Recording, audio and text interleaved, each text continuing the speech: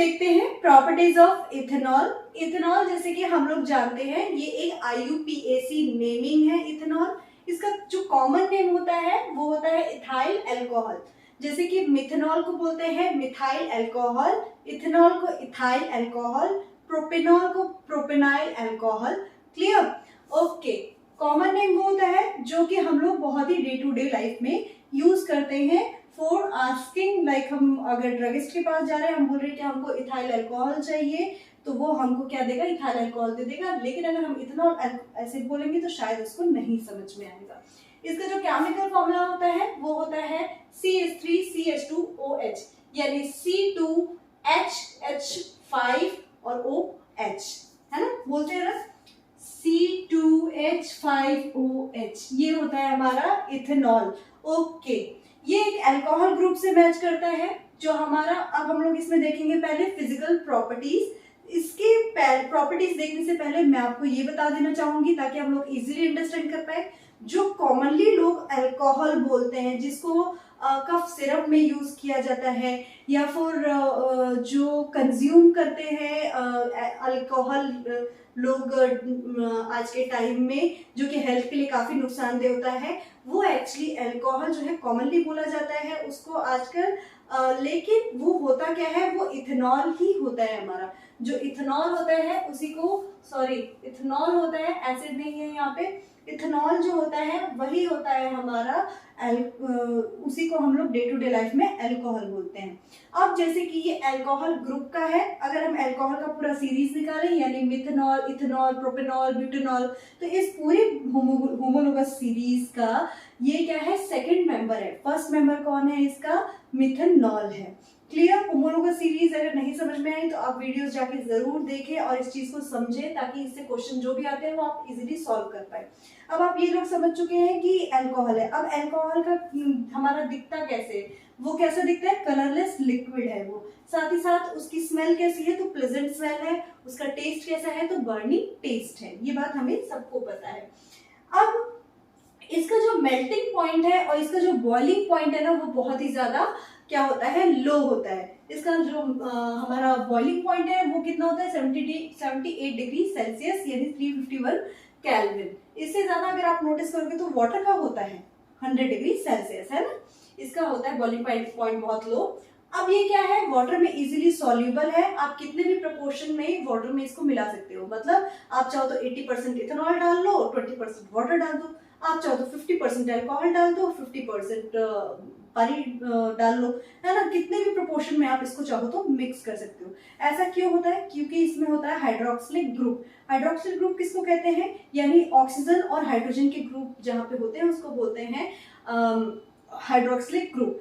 और वाटर भी क्या है? एक हाइड्रोक्सिलिक ग्रुप से ही मिलके बना है, H2O। तो इसकी वजह से जो हमारा जो इथेनॉल है उसमें हाइड्रोक्सिलिक ग्रुप है, ये पानी में जाके इजीली मिक्स हो जाता है, किसी भी प्रोपोर्शन में मिक्स हो जाता है। इस मिक्स होने की वजह से ही ना ये इसमें कई तरह की मेडिसिन बनती है। इस मिक्स होने की वजह से, इसी के रीजन की वजह से कई तरह की मेडिसिन बनती हैं। मेडिसिन जैसे कफ सिरप बनती हैं, टिंचर आयोडीन्स बनते हैं, ये बहुत सारे टॉनिक्स भी बनते हैं। आपने सुना होगा ना कि भाई कफ सिरप में क्या होता है? थोड़ा बहुत तो अल्कोहल होता है। ये that is alcohol is ethanol. बार बार याद करवा रही हूँ मैं ये चीज। ओके, अब जिसमें 95% वाटर, सॉरी 95% इथेनॉल होता है, 5% वाटर होता है, ऐसे सॉल्यूशन को हम लोग बोलते हैं रेक्टिफाइड स्पिरिट। ऐसे को क्या कहते हैं? Rectified spirit. 95% ethanol and 5% water. साथ साथ अगर ये जो रेक्टिफाइड स्पिरिट है, ये क्या करते हैं लोग जो कॉमनली पीते हैं, जो इथेनॉल पी रहे हैं यानी अल्कोहल पी रहे हैं, वो रेक्टिफाइड स्पिरिट में है, जिसको क्या कहते हैं? आज भी मतलब थोड़ा बहुत पीते हैं, ड्रंकनेस का शिकार हो जाते हैं, लेकिन इसको फिर भी कंडेम्ड किया जाता है, यानी इसको सोशली वाइड स्प्रेड जो हो रहा है इस चीज को रोका जाता है कि नहीं करना चाहिए, क्योंकि ये एक्चुअली गलत चीजें होती हैं। ओके, तो वो रेक्टिफाइड स्पिरिट लेते हैं। अगर हम बात करें एब्सोल्यूट अल्कोहल, एब्सोल्यूट अल्कोहल मतलब 100% प्योर इथेनॉल। 100% अगर प्योर इथेनॉल अगर कोई कंज्यूम कर रहा है तो वो क्या हो सकता है? वो लेथल हो सकता है, यानी कि आपको मार सकता है, आपकी हेल्थ के लिए बहुत ही ज्यादा खराब हो सकता है, प्रॉब्लम इश्यूज क्रिएट कर सकता है आपको।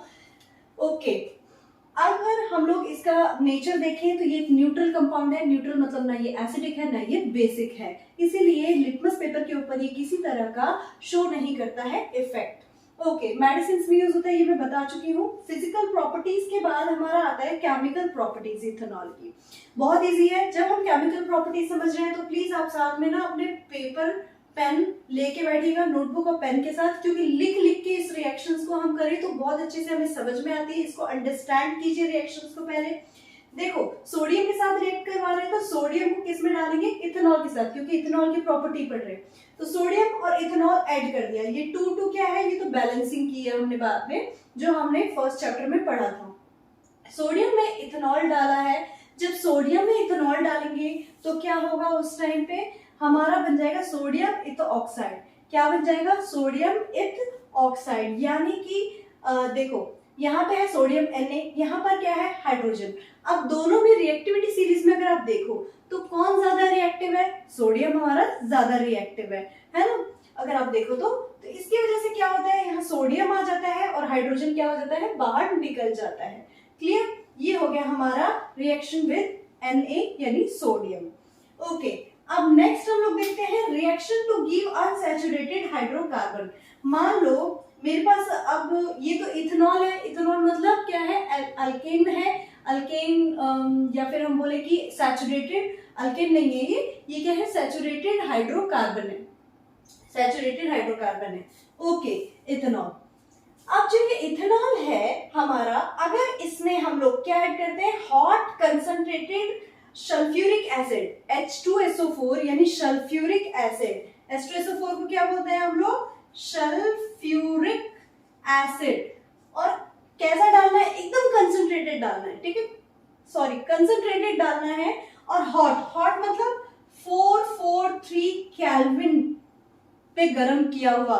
कंसंट्रेटेड जब हम लोग सल्फ्यूरिक एसिड डालेंगे इसके अंदर तो क्या होगा? यहाँ पे जो आप देख रहे हो ना हाइड्रोजन हाइड्रोजन, ये क्या करेंगे? हाइड्रोजन और वाटर ये दोनों निकल जाएगा। सॉरी, वाटर नहीं, हाइड्रोजन और ऑक्सीजन दोनों निकल जाएगा। यानी H2O दोनों निकल जाएगा। एक हाइड्रोजन यहाँ से निकलेगा, एक हाइड्रोजन यहाँ से निकलेगा। तो यहाँ दो अगर हाइड्रोजन निकले हैं तो ये बॉन्ड क्या बनाएंगे? एक सिंगल बॉन्ड क्रिएट कर देंगे। इसकी वजह से CH2 और CH2 बन गए और साथ में बाहर निकल गया H2O। H2O मतलब वाटर बाहर निकल गया। अच्छा, ये जो वाटर बाहर निकला है ये क्या बना है हमारा? CH2 ये बना है हमारा इथीन। ठीक है, ये बना है हमारा इथीन। अब ये जो वाटर बाहर निकला है इसको हम क्या कहेंगे? डिहाइड्रेशन। यानी कि इथेनॉल में से वाटर को बाहर निकालना, उसको हम कहते हैं डिहाइड्रेशन। डिहाइड्रेशन मतलब आप भी जानते हो कि लॉस ऑफ वाटर को हम कहते हैं डिहाइड्रेशन। तो इथेनॉल में से लॉस ऑफ वाटर हो गया है, इसलिए हम ये जो हॉट कंसंट्रेटेड H2SO4 है ना, कंसंट्रेटेड H2SO4, इसको हम लोग क्या करेंगे? क्या कहेंगे? Dehydration agent. क्या कहेंगे? Dehydration agent. बिकॉज इसकी वजह से इथेनॉल ने क्या किया?